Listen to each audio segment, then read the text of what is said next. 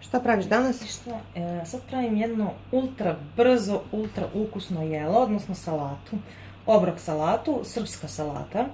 Srpska je, sve su srpski sastojci, domaća je i treba nam sa vremenom seckanja otprilike 5 minuta da je napravimo. Odličan je izbor kad nam treba nešto na brzinu, kad je ovako toplo vreme, kad nemamo puno vremena i prilično je zasitno, tako da možemo da počnemo odmah sa pripremom. To jest od sastojaka nam je potrebno krastavac, paprika, paradajz, crni luk, sir, malo soli i ulja. Možete dodati i zelenu salatu, iceberg, šta već ko voli, ali to onda neće biti srpska salata. Za početak ćemo da oljuštimo krastavac. Šta sad radiš? Sad ću da isečem krastavac. Da kako sečeš? I ovako.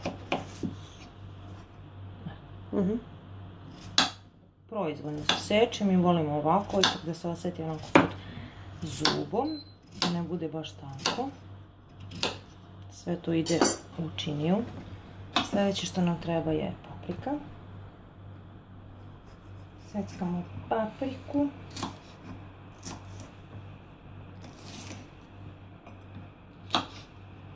Sljedeće seckamo luk. Prvo ovu glavicu malu, ovo je mladi crni luk, na polovine i onda ovako, na rebarca.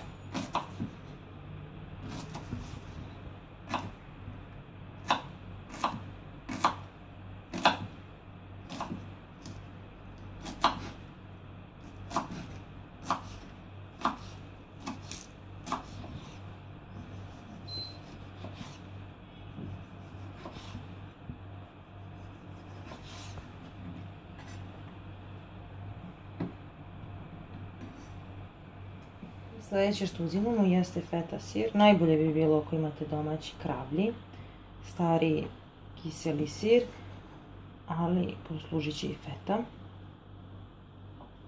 Seckamo na kockice, na kriške, kako ko voli.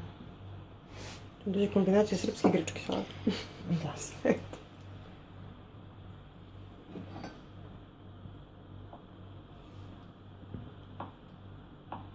U principu je to sve isto, sve zavisi od podneblja do podneblja, kako koje sastojke ima.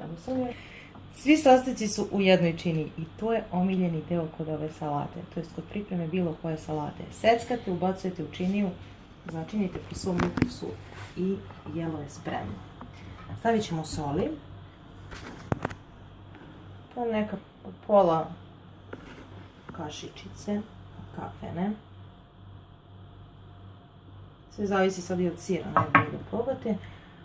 I ovaj put ćemo staviti suncokrtovo ulje.